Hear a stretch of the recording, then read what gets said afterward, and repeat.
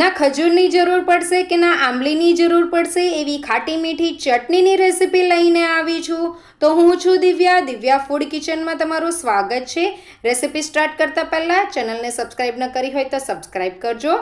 તો અહીંયા એક પેન લઈ લીધી છે, તેની અંદર 2 ચમચી આમચૂર પાવડર લીધું છે, જેને ડ્રાય મેંગો પણ કહેવામાં આવે છે. તેની સાથે અડધી ચમચી સંચર લઈ લીધું છે. ત્યાર પછી અડધી ચમચી મીઠું લઈ લીધું છે, તમે જોઈ શકો છો. ત્યાર પછી 1 ચમચી ચાટ મસાલો લઈ લીધો છે અને તેની સાથે જ 1 ચમચી રોસ્ટ કરેલું ક્યુમિન પાવડર લઈ લીધું છે અને 1 ચમચી કાશ્મીરી લાલ મરચું લઈ લીધું છે. ત્યાર પછી 3/4 કપ જેટલું પાણી લઈ લીધું છે, જે આની અંદર એડ કરી દેવાનું છે, તમે જોઈ શકો છો. ત્યાર પછી આ બધાને આપણે બરાબર મિક્સ કરી દેવાનું છે. અત્યારે તેને ગેસ પર મૂકવાનું નથી, બધા જ મસાલાને મિક્સ કરી દેવાના છે. ત્યાર પછી ગેસ પર તેને મૂકી દેવાના છે. તો મેં અહીંયા ગેસ પર મૂકી દીધું છે અને લો ફ્લેમ પર જ આ રીતે ચલાવતા રહેવાનું છે, તમે જોઈ શકો છો. જ્યાર સુધી પાણીની અંદર બબલ નહીં આવે ત્યાર સુધી તેને ચલાવતા રહેવાનું છે.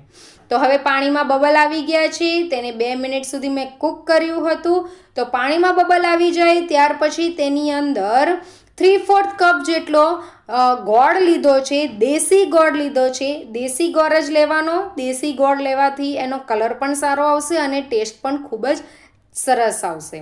ત્યાર પછી આ રીતે ચમચીની મદદથી કે તબેથાની મદદથી ગોળને હલાવતા રહેવાનું છે. તરત જ થોડી જ વખતમાં તે તરત જ ઓગળવા માંડશે, તમે જોઈ શકો છો.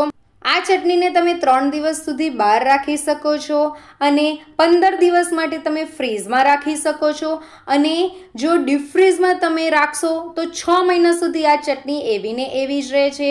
તો લાંબા સમય સુધી તમે આ ચટણીને સ્ટોર પણ કરી શકો છો. તમે જોઈ શકો છો હવે ગોળ ઓગળી ગયો છે અને તેની અંદર બબલ પણ આવવા માંડ્યા છે.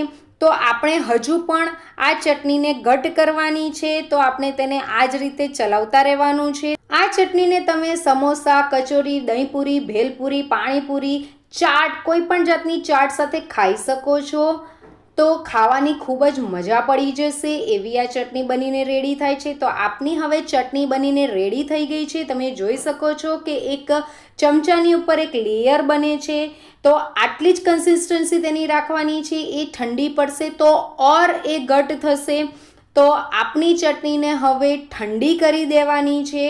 તો અહીંયા મેં એક બાઉલ લઈ લીધો છે. બાઉલની અંદર હું ચટણીને કાઢી લઉં છું.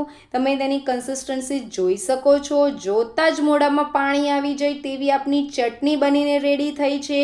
તો ખજૂરની પણ જરૂર નહીં પડશે અને આંબલીની પણ જરૂર નહીં પડશે એવી આપની ચટણી બનીને રેડી થઈ છે. અને ફક્ત 10 જ મિનિટની અંદર આપની આ ચટણી બની જાય છે. તો તમને મારી આજની ચટણીની રેસીપી કેવી લાગી એ કમેન્ટ કરીને જરૂર કહેજો અને રેસીપી ગમી હોય તો લાઈક કરજો અને શેર કરજો. Thank you for watching.